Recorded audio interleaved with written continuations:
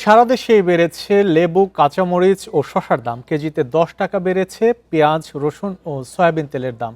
চট্টগ্রামে ডজনে 310 টাকা বেড়ে লেবু বিক্রি হচ্ছে 360 টাকায়। 50 টাকা বেড়ে কাঁচামরিচ বিক্রি হচ্ছে 170 টাকা কেজি। প্রতি কেজি শসা বিক্রি হচ্ছে 90 টাকায়। এক সপ্তাহের ব্যবধানে কেজিতে 30 টাকা বেড়ে বেগুন বিক্রি হচ্ছে 70 থেকে 80 টাকায়। টমেটো বিক্রি হচ্ছে কেজিতে 60 থেকে 80 টাকায়।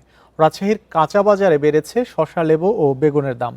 প্রতি হালি কলা বিক্রি হচ্ছে 50 থেকে 60 টাকায়। 2 সপ্তাহের ব্যবধানে বগুড়ায় লেবু ও শসার দাম দ্বিগুণেরও বেশি বেড়েছে। খুলনা ও বেনাপোলের সবজি ও ফলের দাম বেড়েছে দ্বিগুণ। বরিশালে কেজিতে 10 টাকা বেড়েছে পেঁয়াজ, রসুন ও সয়াবিন তেলের দাম।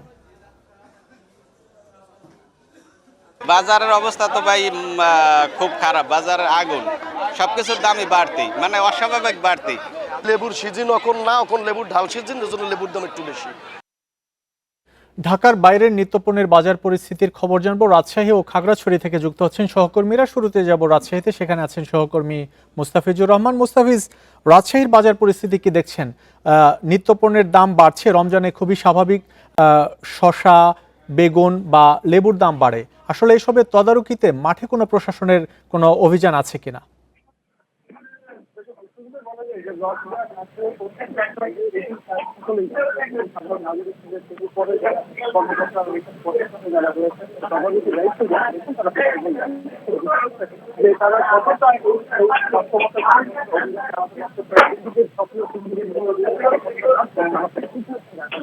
আমরা কিন্তু গতকাল থেকে দেখেছি যে ভোক্তা অধিকার অধিদপ্তর থেকে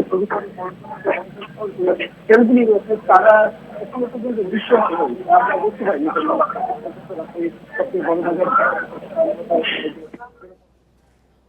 আমরা এবার একটু খাগড়াছড়িতে যাব, সেখানে আছেন সহকর্মী সমীর মল্লিক। সমীর, কি পরিস্থিতি দেখছেন? পাহাড়ি অঞ্চলে রমজানে নিত্যপণ্যের দাম কেমন দেখছেন, জানাবেন বিস্তারিত। দেখুন, এখানকার প্রতিদিনের জেলা বাজার মনিটরিং টিম রয়েছে, তারা কিন্তু তদারকি করছে। আজকে সকালেও খাগড়াছড়ি শহরের যে বাজার রয়েছে সেখানে কিন্তু দুজন ব্যবসায়ীকে জরিমানা করা হয়েছে, তারা যে ক্রয় তালিকা সেটি না রাখার কারণে। এবং এখানে অন্যান্য সারা দেশের মতো এখানকার যে দ্রব্যমূল্য সেটা কিছুটা বেড়েছে। এখানে প্রতি হালি লেবু কিন্তু বিক্রি হচ্ছে 60 টাকা, যেটি এক সপ্তাহ আগেও ছিল 40 টাকা, সেটি 20 টাকা বেড়েছে।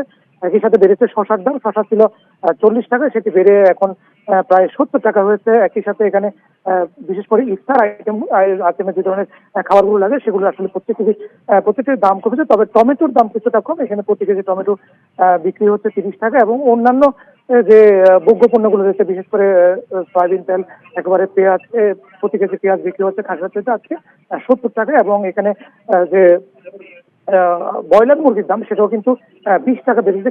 গত এক সপ্তাহ আগে প্রতি কেজি ব্রয়লার বিক্রি হচ্ছিল 180 টাকা থেকে 170 টাকায়, সেটি বেড়ে প্রায় 200 টাকা হয়েছে। এবং পাকিস্তানি অর্থাৎ সোনালী যে লেয়ার মুরগির দাম রয়েছে সেগুলো কিন্তু কেজিতে প্রতি কেজি 30 থেকে 40 টাকা বেড়েছে।